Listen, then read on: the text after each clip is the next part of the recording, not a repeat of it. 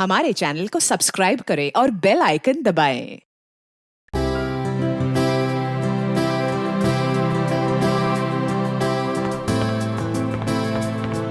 लीजिए पापा आपकी कॉफी। लाओ लाओ लाओ। बिल्कुल वैसी जैसे आपको पसंद है। गरम है आराम से।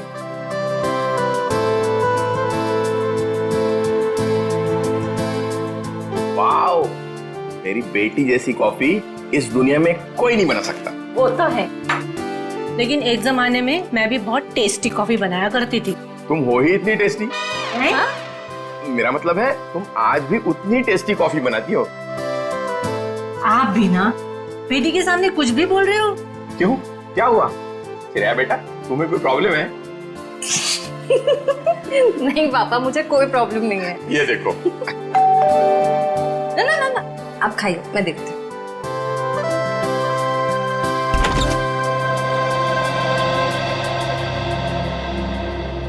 सिद्धार्थ, क्या हुआ, चौक गई मुझे देखकर? सिद्धार्थ बेटा आओ, अंदर आओ। बैठो, मैं तुम्हारे लिए अरे कॉफी। नहीं श्रेया, मैं थोड़ा जल्दी में हूँ। मैं ये एंगेजमेंट कार्ड दिखाने आया था।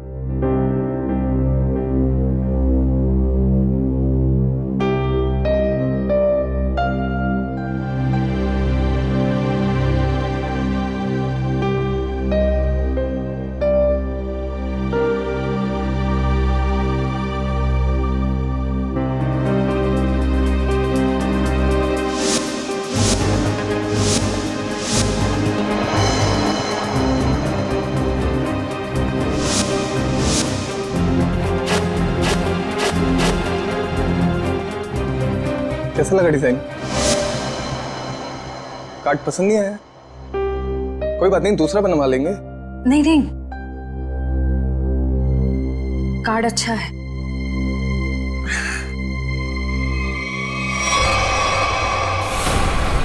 चल चल चल चल चल चल चल चल, हम लोग इस बंगले छुप जाते हैं। अरे जैसा भी नहीं यहाँ पर।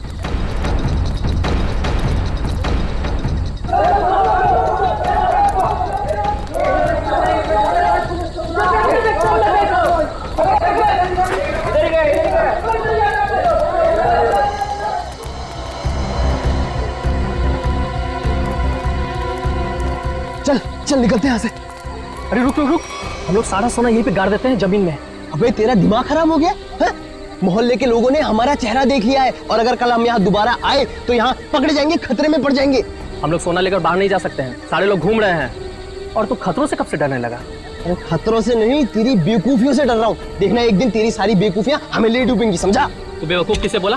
हाँ, सारा प्लान मैंने बनाया है। सारा प्लान तूने बनाया, इसका मतलब ये नहीं कि जेल भेजने का प्लान भी तू बनाएगा, समझो? जरूरी नहीं है मैं तेरा सारा बात मानूं, समझा? सोना यहीं गाड़ेंगे, यहीं। अच्छा, गाड़ के दिखा। अच्छा,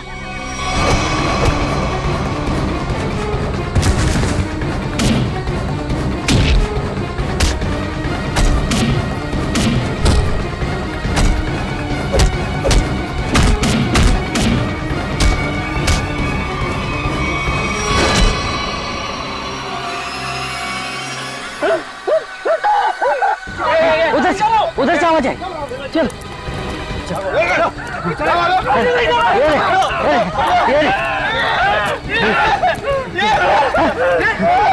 अरे ये तो कंकाल है।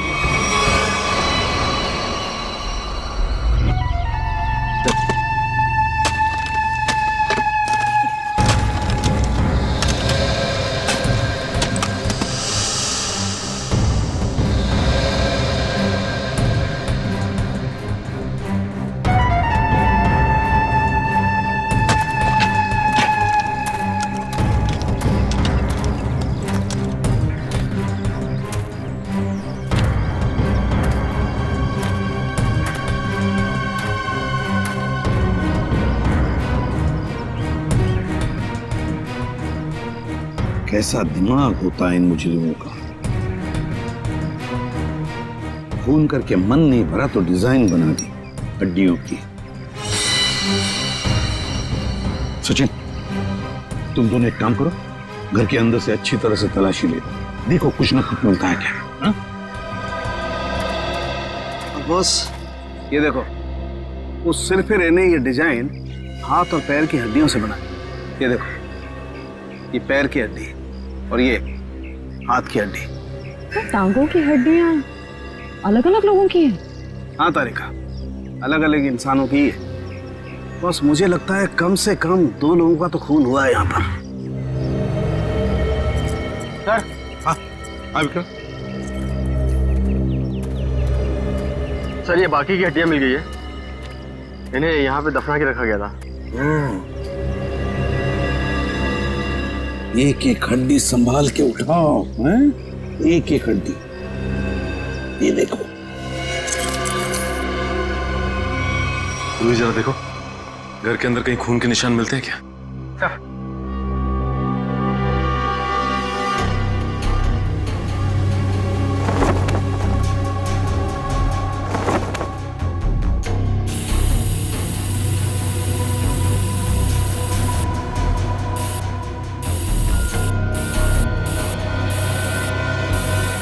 जी सर, गांव वालों का कहना है कि 1984 में इस घर के मालिक अपने पूरे परिवार के साथ ऑस्ट्रेलिया चले गए थे छुट्टी मनाने के लिए। कुछ दिनों बाद उनकी मौत की खबर आई वहां से। पूरी फैमिली समुंदर में डूब गई। अच्छा एक बात बताइए, ये इनकी मौत के बाद कोई घर का ख्याल व्याल रखने नहीं आया था? नहीं सर, दोस्तों और रिश्तेदारों को लगता था कि इस घर में कुछ आत्माएं। आत्मा? अच्छा, आप लोगों ने यहाँ पे आत्मा देखी है क्या? जी सर, कुछ परछाइयाँ दिखती रहती हैं अक्सर। हाँ, और कुछ ऐसी भयानक सी आवाजें भी आती है सर। हाँ? कैसी भयानक सी आवाजें? सर, कभी किसी के चीखने की आवाज, कभी किसी के रोने की आवाज आती है।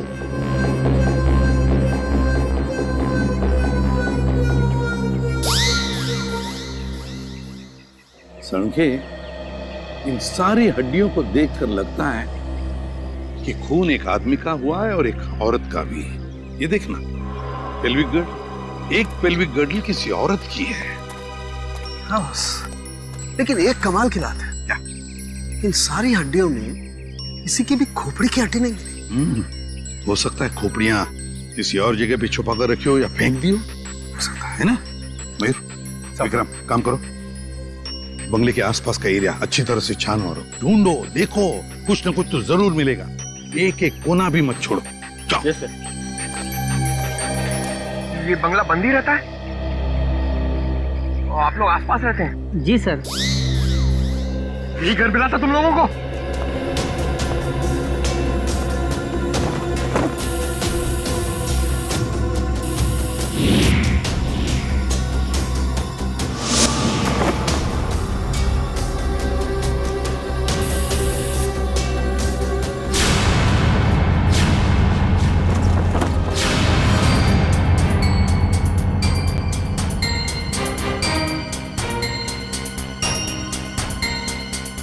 सूखा हुआ खून।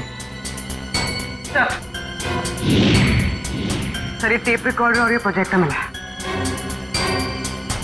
टेप रिकॉर्डर और प्रोजेक्टर और ये सूखा हुआ खून, इसका मतलब कोई ना कोई बहुत गहरा राज छिपा है इस बंगले के अंदर। सर, हाँ सर, खोपड़ी तो कोई नहीं मिली, मगर ये कार की चाबी मिली।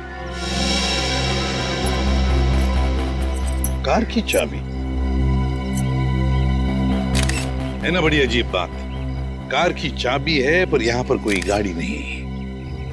एक आदमी एक औरत की हड्डियां हैं पर उनकी खोपड़ियां नहीं। फिर है क्या ये सारा चक्कर? और फिर किसने किया है ये? RAIMA, हड्डियों से रायमा लिखा है सर। रायमा लगता है किसी लड़की का नाम है ये। सर, कहीं ये उसी लड़की का नाम तो नहीं जिसका हमें कंकाल मिला है? हो सकता है। अगर वो 2 चोर लुटेरे वहां बंगले में छुपने के लिए नहीं जाते तो हमें कहीं पता ही नहीं चलता कि वहां 2 मुर्दे खड़े हुए हैं। और ये भी पता नहीं चलता कि वहां पे एक आत्मा है। न जाने कितने साल पहले ये जुर्म हुआ है। और ताज्जुब की बात यह है सर कि खूनी ने लाशों को गाड़ा नहीं, बल्कि उनकी हड्डियों से ये डिजाइन बनाया। ये नाम लिखा रायमा।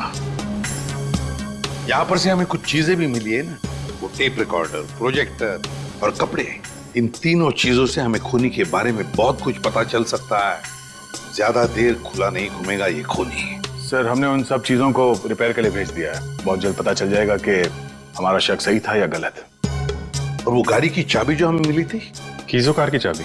कीजो, अच्छा। तो फिर कीजो कार कंपनी से हमें पता चल सकता है। क्या आप हमें बता सकते हैं ये चाबी किस गाड़ी की है और ये गाड़ी आपसे खरीदी किसने? बिल्कुल बता सकते हैं, सबके इनिशियल पॉइंट में डालकर देखेंगे, फौरन पता चल जाएगा। आइए सर। एक मिनट, उससे पहले आप ग्लव्स पहन लीजिए। Thank you.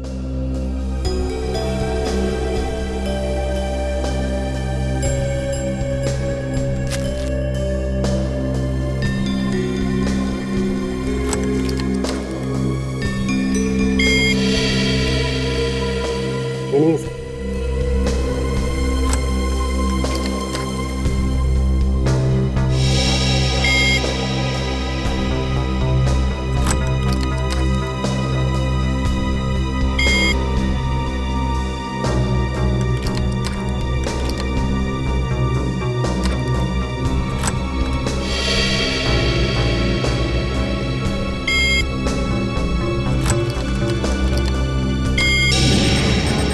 ये देखिए सर, मैच कर गई सर। ये 2009 की कीजो एफएक्स मॉडल है और हमने इसे बनवाना बंद कर दिया है।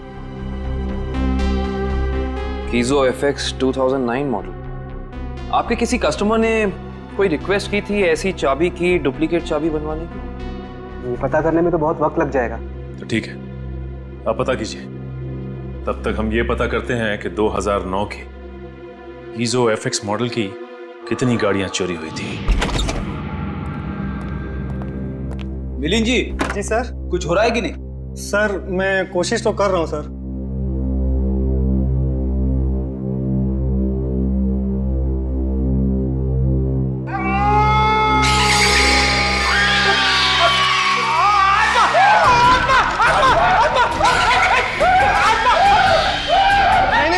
नहीं सर, आत्मा नहीं है, ये तो गलती से फेडर खुल गया था।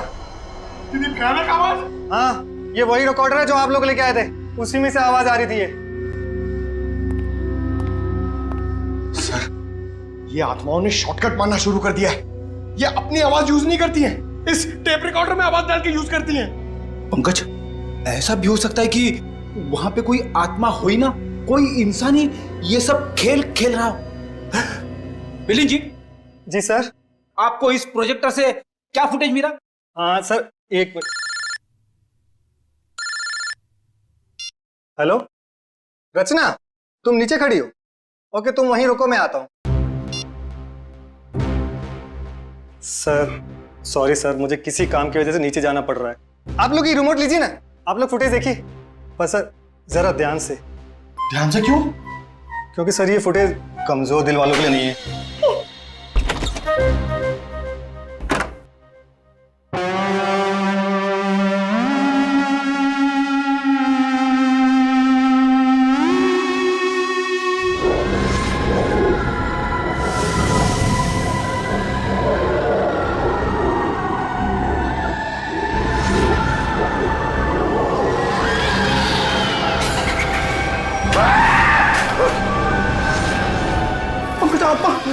पंकज, बंगला नंबर 13 की आत्मा यहाँ आ गई।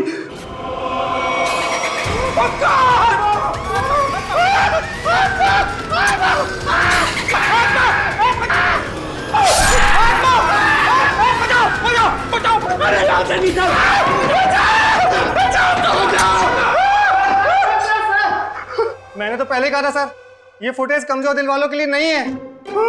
नहीं है। अरे आपको क्या इतनी सी फुटेज मिली थी? हाँ सर, अभी तो यही फुटेज मिली है।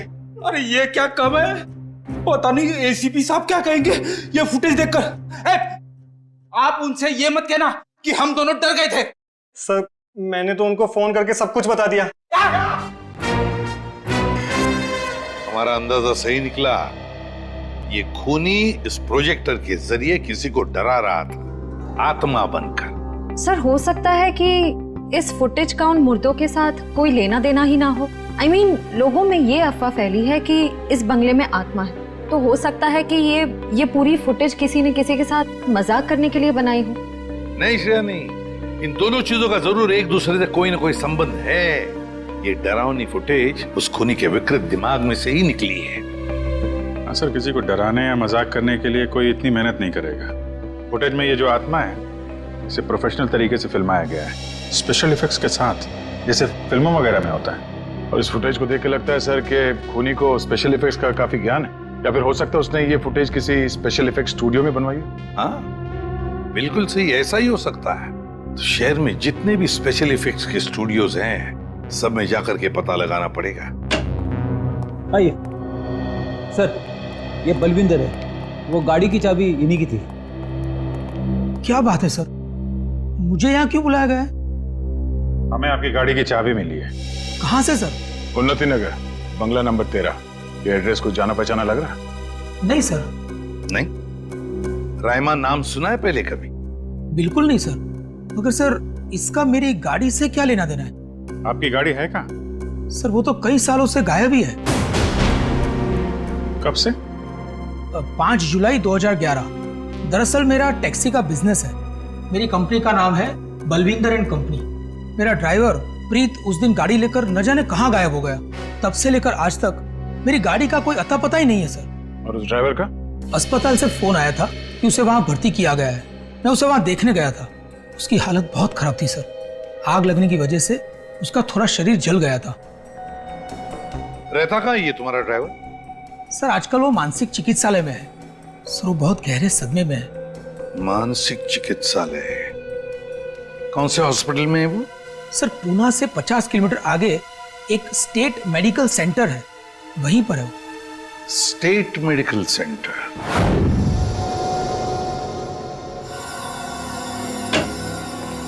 हाँ तारिका जी, कुछ बात बनी? सर चेक कर रहे हैं ना, कुछ ना कुछ तो पता चल ही जाएगा। भाई साहब, मैं दिखाई नहीं दिया आपको? दिखाई? अरे सर, आप तो सपने में भी दिखाई देते हैं। हाँ सर, आज सुबह ही सपना देख रहा था। जैसे ही मैं फॉरेंसिक लैब में आता हूँ, आप इस केस के बारे में कुछ ऐसी बातें बताते कि शाम तक खूनी पकड़ा गया। विजीत, तुमने सपना देखा? जी सर। और सपने में मुझे देखा? जी सर। ना, तुमने सपने में तारिका जी को देखा होगा। जी सर। नहीं सॉरी सर, क्या कह रहे हैं सर आप भी? तो बताइए डॉक्टर साहब, इन कंकालों ने अपनी आप बीती बताई? हाँ, थोड़ी बहुत बातें पता चली है भैया। सबसे खास बात ये कि ये कंकाल वक्त के साथ कंकाल नहीं बने। खूनी ने इन्हें मारने के बाद तुरंत इन्हें कंकालों में बदल दिया है। मतलब खूनी ने इनकी खाल को एसिड से जला दिया है। माय गॉड, इतनी बेरहमी से मौत हुई है इनकी। और ये जो कंकाल है ना, ये कंकाल एक आदमी का है। इसकी उम्र 30 से 35 साल है और इसकी लंबाई लगभग 6 फीट के आसपास। और ये जो हाथ पे उंगलियों में आपने निशान लगा रखा है, ये क्या है?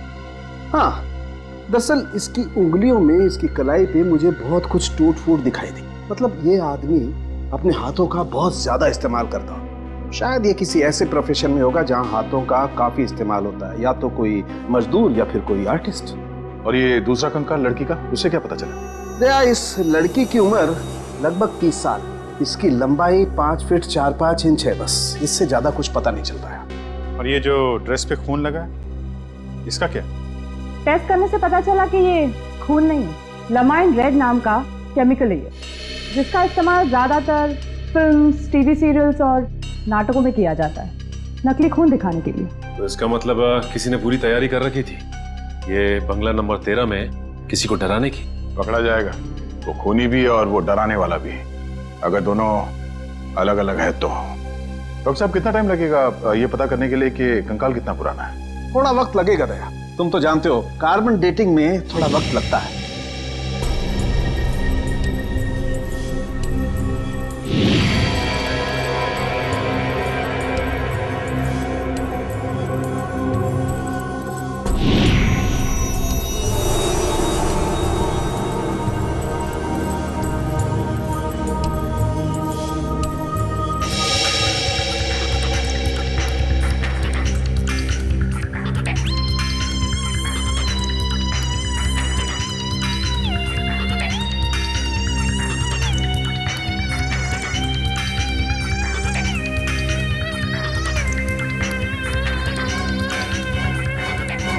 गुड, अब गणित शुरू हो गई है। अब पता लग जाएगा दरअसल इन लोगों की मौत कब हुई थी। सर मुझे लगता है इन दोनों को एक साथ ही मारा होगा।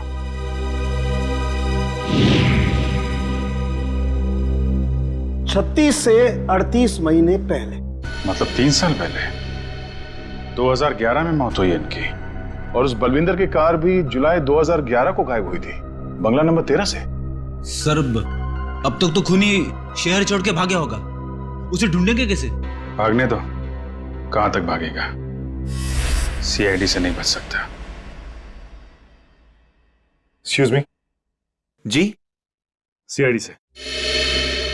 हेलो सर, मैं आप ही लोगों का इंतजार कर रहा था। अच्छा, जो फुटेज हमने भेजी थी उसके बारे में कुछ पता चला? हाँ सर, उसको चेक किया मैंने और उसके सारे स्पेशल इफेक्ट्स हमारे स्टूडियो में ही हुए थे, लगभग 3 साल पहले। गुड। उस फिल्म का नाम क्या था? सर फिल्म का नाम था आत्मा की चीख। हाँ, और सर वो फिल्म पूरी नहीं हो पाई थी। अधूरी फिल्म की फुटेज। सर वो फिल्म तो अधूरी थी ही, साथ में हमें हमारा पूरा पैसा भी नहीं मिला। कौन से बैनर की फिल्म थी ये? प्रोडक्शन हाउस का नाम क्या था? सर वो नए लोग थे और उस प्रोडक्शन हाउस का नाम था, 1 मिनट, हाँ सर उसका नाम था magic media works. Magic media box. अब तो यही लोग बताएंगे कि इस आत्मा की चीख को लोग सुन के नहीं पाए। प्रीत की हालत में पिछले 3 सालों में बिल्कुल सुधार नहीं हुआ। उस वक्त भी किसी लड़की की आत्मा के बारे में बात करता था और आज भी करता है। सर लड़की की आत्मा? अच्छा, पिछले 3 साल में जितने भी लोग प्रीत से मिलने आए थे उनकी लिस्ट चाहिए हमें। हाँ, हैरानी की बात यही है सर, पिछले 3 सालों में इससे कोई भी मिलने नहीं आया सिवाय मिस्टर बलविंदर के, जो इनके इलाज का खर्चा उठा रहे हैं। बलविंदर? जी सर। ओके।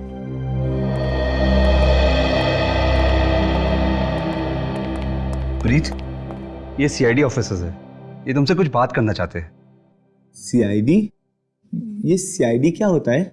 सीआईडी का मतलब है दोस्त, और प्रीत दोस्त किसे कहते हैं?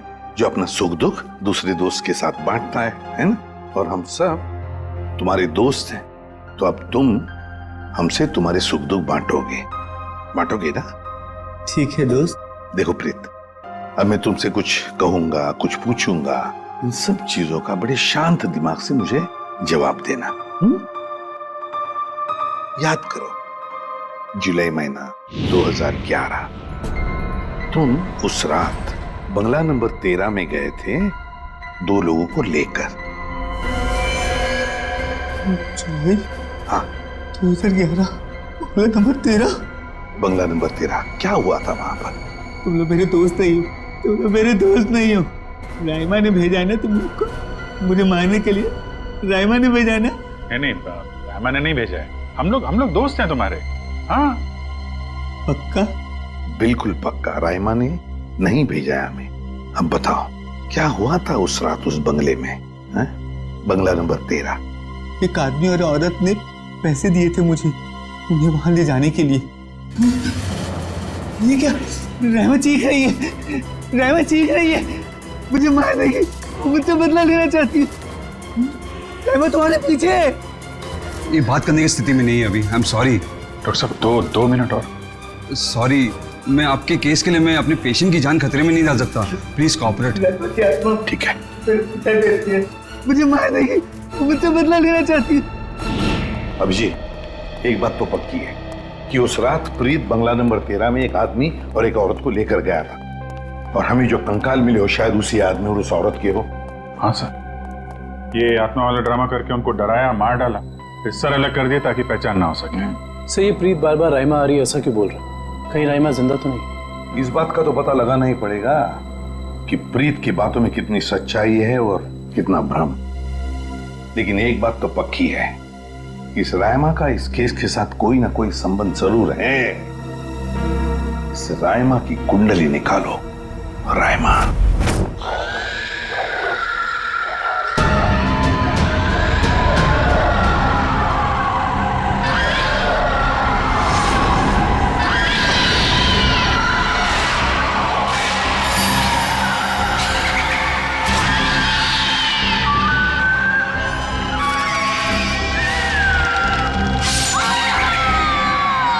ये फुटेज आपको जिस बंगले से मिली वहां खून हुआ है? जी हाँ। दो दो खो। वैसे ये फिल्म की फुटेज आपकी है ना? जी हाँ। क्या बताऊं सर, बड़ी ही मनहूस फिल्म थी। 10 सीन ही शूट किए थे, फिर फिल्म बंद हो गई। और बंद होने के बाद इस फिल्म के सारे राइट्स मैजिक मीडिया बॉक्स के पास आ गए, if I am not wrong, है ना मिस्टर आलोक? अब इस तरह के फुटेज तो हमारे पास काफी पड़े रहते हैं। अब पता नहीं ये फुटेज उसके हाथ कैसे लग गए। मतलब आप भी मानते हैं कि ये फुटेज गलत हाथों में लग गए, जिसका उसने गलत फायदा उठाया और दो दो खून किए? शायद कोई बाहर वाला होगा। लेकिन आपको ऐसा नहीं लगता कि कोई अंदर वाला भी हो सकता है?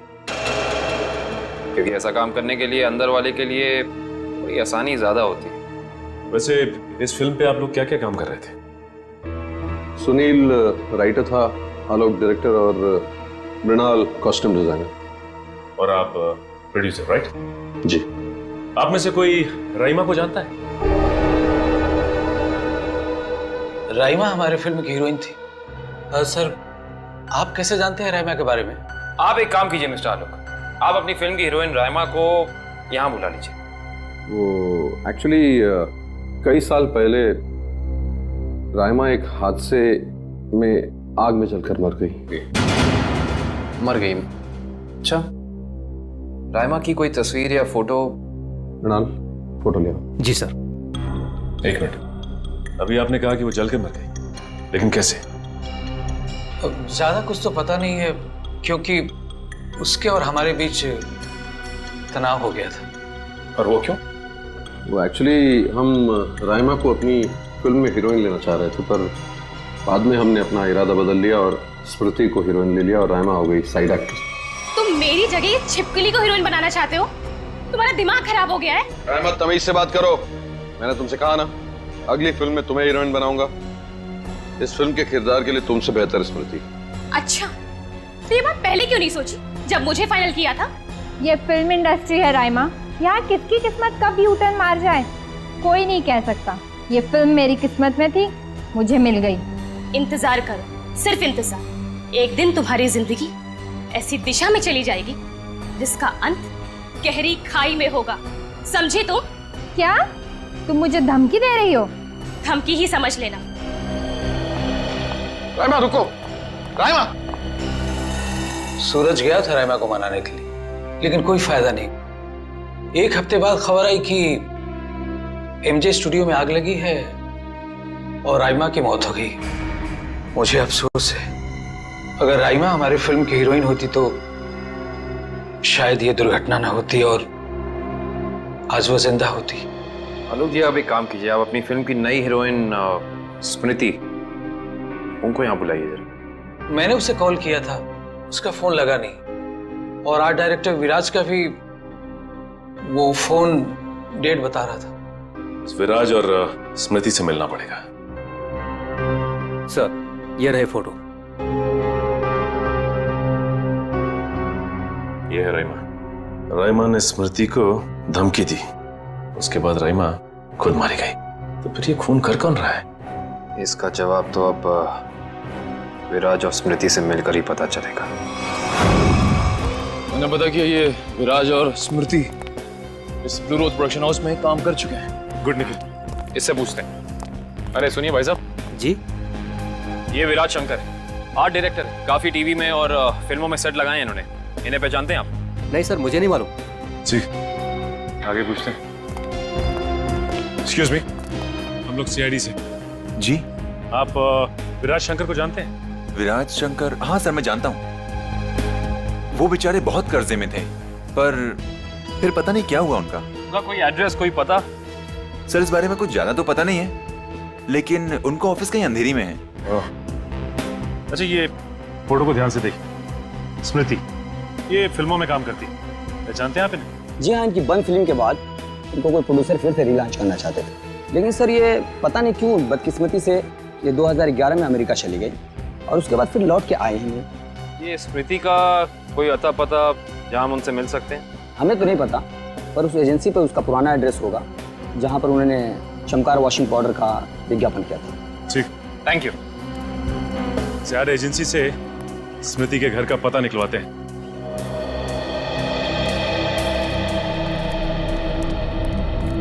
पुलिस की रिपोर्ट के हिसाब से राइमा इसी एमजे स्टूडियो में जलकर मरी है। पता नहीं काबिल, लेकिन ये बात इतनी सीधी है नहीं जितनी की लग रही है। जैसा कि फाइल में लिखा हुआ है कि स्टूडियो में आग लगी रात के 2 बजे। ये राइमा स्टूडियो में 2 बजे करने क्या आई होती, जबकि यहाँ शूटिंग भी नहीं चल रही थी। सही कह रहे हो सचिन, लेकिन एक बात है जो मेरे दिमाग से निकल नहीं रही है, वो ये कि यहाँ रात 2 बजे आग लगी तो सुबह 5 बजे तक किसी को पता क्यों नहीं चला? और रिपोर्ट के हिसाब से यहाँ आग 5 बजे लगी। जिन पुलिस वालों ने इस केस की तहकीकात की थी उन्होंने जरूर कुछ गड़बड़ की है, तभी तो केस के 2 महीने के बाद उनका ट्रांसफर यानी कि तबादला हो गया था। हो सकता है निखिल, लेकिन उससे ज्यादा अहम बात यह है कि रिपोर्ट के हिसाब से यहाँ राइमा की एक हड्डी तक नहीं मिली। मतलब आग इतनी भयंकर थी, स्टूडियो को देख के ऐसा लगता नहीं कि आग इतनी भयानक होगी कि चलने वाले का नामो निशान राख हो जाएगा। उससे भी अहम बात यह है कि ये स्टूडियो इस्तेमाल में नहीं था, यहाँ पे कोई शूटिंग नहीं चल रही थी। फिर राइमा यहाँ पे आई क्यों? इसका पता तो तभी चलेगा जब हम इस स्टूडियो को अच्छी तरह से छान मारेंगे। देखते हैं क्या मिलता है।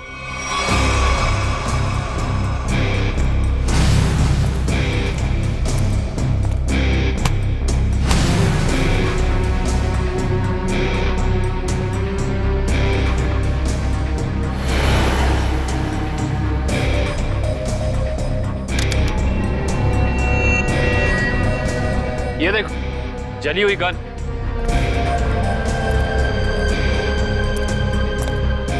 हाँ, ये तो पूरी पिघल चुकी है। पुलिस वालों ने लगता है अपना काम ठीक से किया नहीं, देखा नहीं इसे पहले। भी हो सकता है कि राइमा ये गन किसी को मारने के मकसद से लाई हो, या फिर हो सकता है कि कोई राइमा को मारने के लिए लाया हो।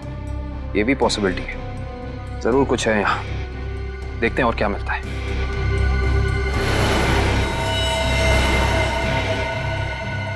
सर, कंकाल। 1 मिनट निखिल, जरा संभाल संभाल। करण, शीट ला।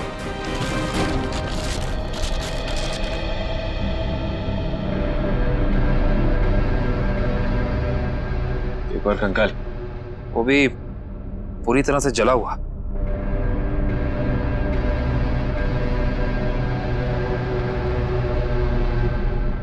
बॉस, इसकी पेल्विक गर्डल से पता लगता है कि ये कंकाल किसी लड़की का है। सर, कहीं ये कंकाल राइमा का तो नहीं है?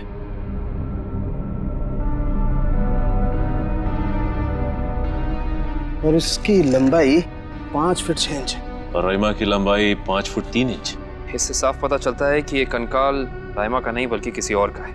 केस सुलझने की बजाय और उलझता चला जा रहा है। एक बात और, हम लोगों को यहाँ जली हुई गन जरूर मिली है, लेकिन इस लड़की की मौत गोली लगने की वजह से नहीं, इस लड़की की मौत जलने की वजह से ही हुई है। देखो, ढूंढो और कुछ मिलता है क्या।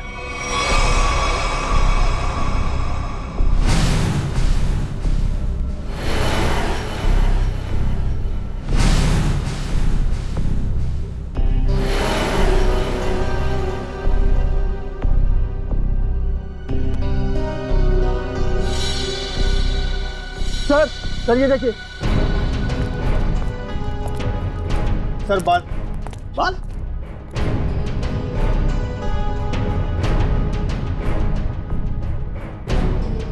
ओह सर, ये तो किसी लड़की का बाल लगता है। या तो मरने वाली का या फिर राइमा का।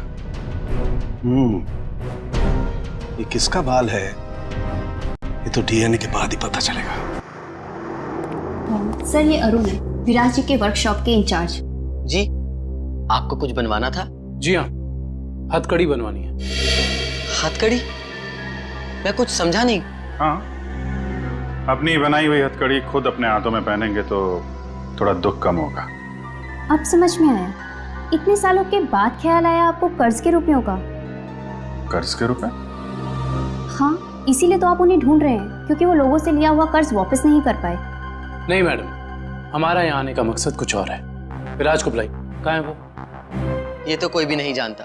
कर्जदारों से परेशान होकर आज से 3 साल पहले जुलाई 2011 में न जाने कहाँ गायब हो गए। जुलाई 2011? सर, 5 जुलाई 2011। सर, मुझे लगता है कि इस विराज के भागने की वजह कर्जा नहीं कुछ और है, जिसका कुछ ना कुछ संबंध उन कंकालों के साथ जरूर है। मुझे तो लगता है उनमें से एक कंकाल विराज का है। याद है सारुण के साहब ने कहा था, आदमी वाला कंकाल किसी मजदूर या आर्टिस्ट का है जिसने जिंदगी भर अपने हाथों से बहुत काम लिया है। और हो सकता है सर शायद वो दूसरा कंकाल स्मृति का हो। ये विराज के परिवार वाले कहाँ रहते हैं? सर जहां तक मुझे पता है उनके परिवार में कोई और है ही नहीं। विराज अकेले ही थे? जी सर। चीज मिल जाती डीएनए सैंपल के लिए तो कंकाल वाला राज खुल जाता। ये सारी पेंटिंग उन्हीं की है ना? जी सर। देखो जरा।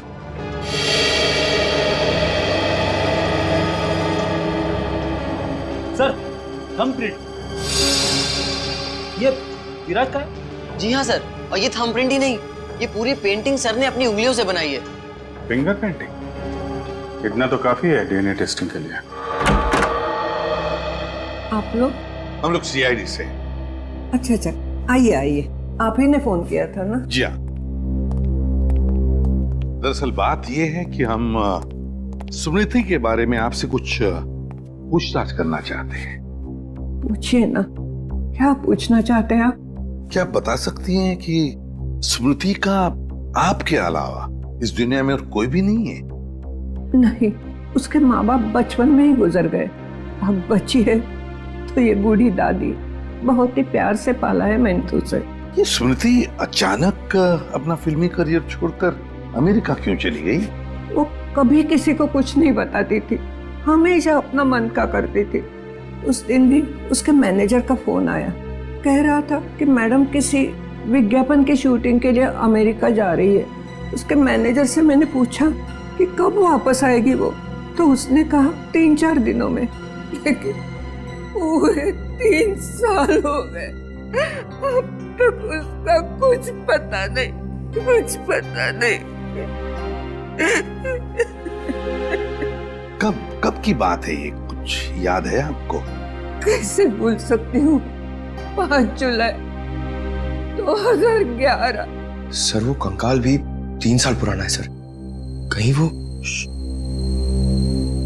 सर कम से कम इतना तो पता कर लो, मेरी बच्ची के साथ हुआ क्या?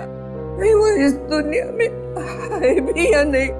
जब तक इस राज का बोझ मेरे दिल पर रहेगा, मैं इतना चैन से जी पाऊंगी, न मर पाऊंगी।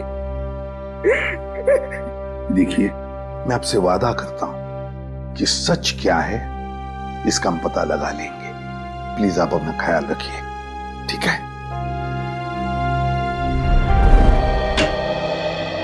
हाँ डॉक्टर साहब, डीएनए की रिपोर्ट आ गई क्या? हाँ, पेंटिंग पर जो सूखा हुआ सलाइवा मिला था, वो सलाइवा ये बताता है कि वो आदमी वाला कंकाल विराज का ही है। और हमने स्मृति की दादी का भी डीएनए टेस्ट करवाया, जिससे पक्का हो गया कि बंगलो नंबर 13 में जो कंकाल मिला था वो स्मृति का है। इसका अंदाजा तो हमें हो ही गया था। अब इस केस में हमें आगे ले जाएगा ये तीसरा कंकाल जो एमजे स्टूडियो में जला हुआ मिला था। इस कंकाल से कुछ पता चला? हाँ, इस जली हुई लड़की का कंकाल विराज के कंकाल और स्मृति के कंकाल दोनों से ज्यादा पुराना है।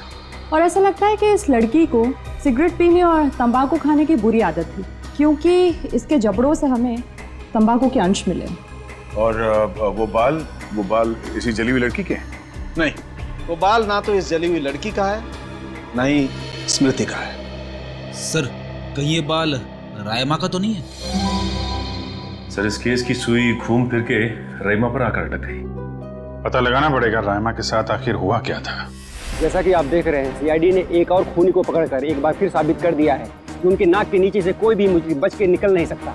इस बार पकड़ी गई है बंगलो नंबर 13 में हुए खून की हत्यारी रायमा। एक मिनट प्लीज। सर क्या ये बात सच है कि आप एक बाल के जरिए रायमा तक पहुंच गए? देखिए, इस वक्त हम आपके सवालों का जवाब नहीं दे सकते। जल्दी जब हम प्रेस कॉन्फ्रेंस लेंगे तब आपको सब बता देंगे। ओके, ठीक है? चलिए हटिए, अब जाने दीजिए। चलो हटिए। रायमा जी, आपने उन मासूम लोगों को क्यों मारा? क्या वजह थी इसके पीछे? रायमा जी, रायमा जी, प्लीज पीछे हटिए, प्लीज। रायमा जी,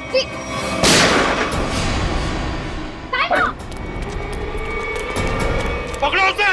अब खूनी पकड़ेगा इसे।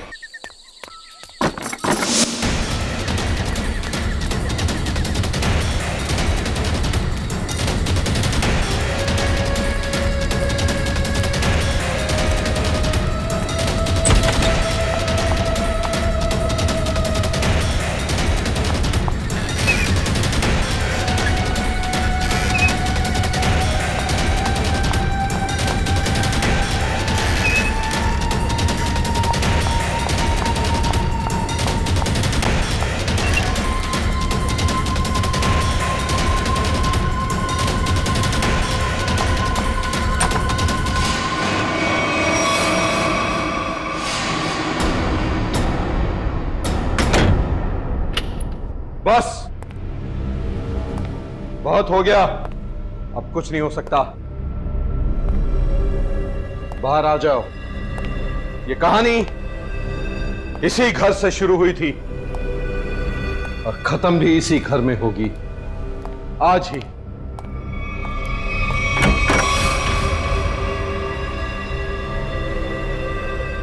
छुपने का कोई फायदा नहीं, बाहर आ जाओ। सुना तुमने?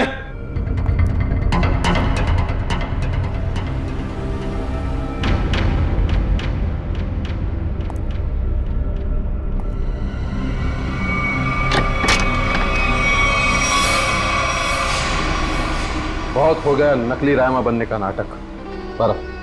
Come on move.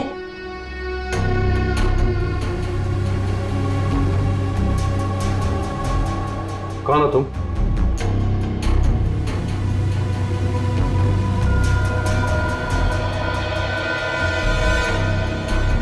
CID officer पूर्वी। सीआईडी?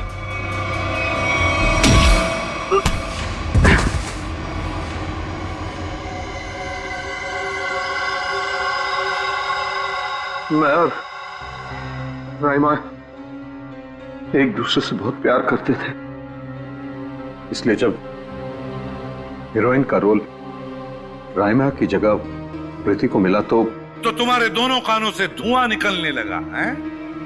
हाँ, हम स्मृति को सबक सिखाना चाहते थे, इसलिए हमने उसके अतीत के बारे में रिसर्च शुरू की। राइमा को पता चला कि एक्ट्रेस बनने से पहले स्मृति ड्रग्स के कारोबार से जुड़ी थी। इसलिए रायमा ने स्मृति को ब्लैकमेल करना शुरू कर दिया। क्यों?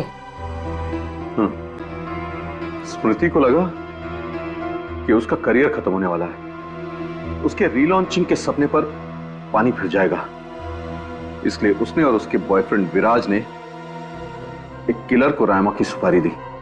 यह तो अच्छा हुआ कि उस किलर की गोली से रायमा नहीं मरी, बल्कि वो अपराधी खुद उस आग में जलकर मर गई।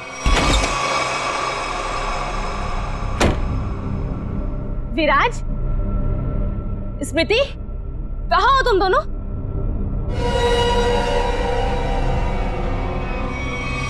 कौन हो तुम? जिया। जिया? कौन जिया? और ये दरवाजा क्यों बंद कर दिया? ताकि तुम्हें अकेले में तोहफा दे सकूं। हाँ? स्मृति और विराज को ब्लैकमेल करने का तोहफा। हाँ? और क्या कर रही हो तुम? सुना है आग से जलकर मरने में बहुत दर्द होता है। आग? छोड़ दो मुझे, प्लीज, गोली मत चलाना। मौत से बचकर कहाँ भाग रही हो? मौत से तो आज तक कोई नहीं बच पाया। छोड़ दो मुझे, प्लीज छोड़ दो मुझे, गोली मत चलाना, प्लीज छोड़ दो मुझे, छोड़ दो मुझे। कोई आखिरी ख्वाहिश?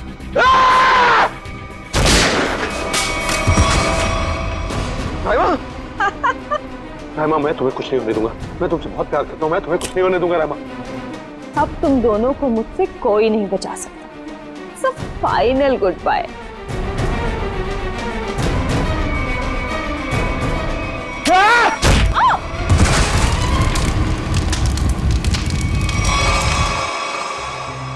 और रहीमा, उसका क्या हुआ? जिंदा लाश बन गई वो। तब मैंने ठान लिया, अब मेरी जिंदगी का सिर्फ एक ही मकसद होगा, स्मृति और विराज की बर्बादी। मैंने उन्हें यकीन दिला दिया कि रायमा जिंदा है, इसलिए वो लोग यहां आए, उस ड्राइवर को लेके जिसने एमजे स्टूडियो में आग लगाई थी। और फिर तुमने उन्हें डराना शुरू कर दिया, उनके दिमाग में यह भ्रम पैदा कर दिया कि यहां पर रायमा की आत्मा अभी भी है जो उनसे बदला लेना चाहती है। हाँ, और फिर उन्हें मार डाला और उनका सिर काट के अपने साथ ले गए, ताकि अगर कभी उनकी लाश मिलती भी है तो उन्हें कोई पहचान ना सके। बेवकूफ हो तुम, बेवकूफ। अगर कानून की मदद लेते तो उन दोनों को वैसे ही सजा होती, मगर नहीं, तुमने कानून को अपने हाथों में लिया, उन दोनों को बेरहमी से मार डाला। और रायमा, उसका क्या? कभी सोचा तुमने? बेचारे की जिंदगी का फैसला तो अब कानून करेगा, लेकिन तुम्हारा फैसला तो हो ही गया, समझ लो। तुम्हें तो फांसी होगी, फांसी। Good morning. Hi. Good morning. अरे ये क्या लेके आई हो? सर ये आप सबके लिए मिठाई है और मेरी एंगेजमेंट के इनविटेशन कार्ड्स हैं।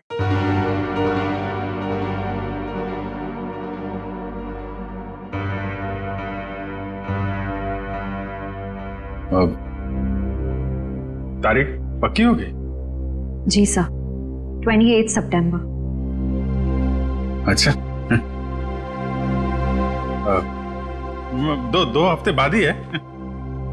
काफी तैयारी करनी होगी आपको तो। सर ज्यादा कुछ तैयारियां करनी नहीं, सिद्धार्थ को भी मेरी तरह एक छोटा सा ही फंक्शन चाहिए था। ये तो बहुत अच्छी बात है। कांग्रेचुलेशन श्रेया।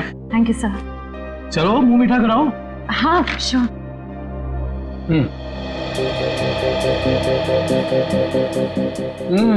ये लड्डू तो बहुत अच्छे हैं। ओह सो आप लोग भी लीजिए ना। हाँ थैंक यू। सो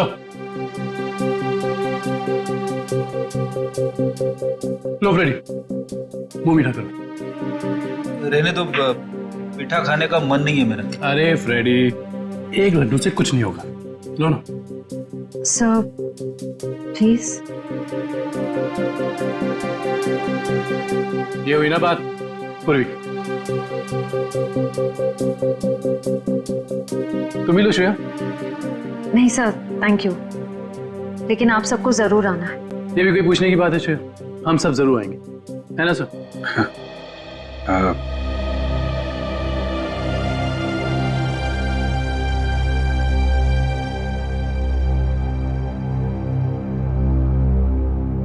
सर आप आएंगे ना?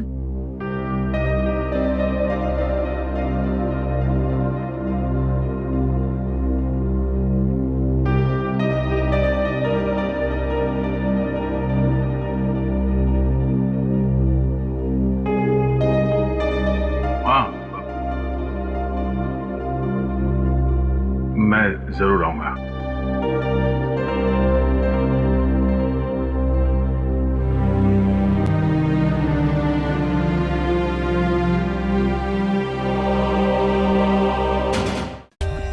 For more updates, subscribe to our channel, click the show links and enjoy watching the videos.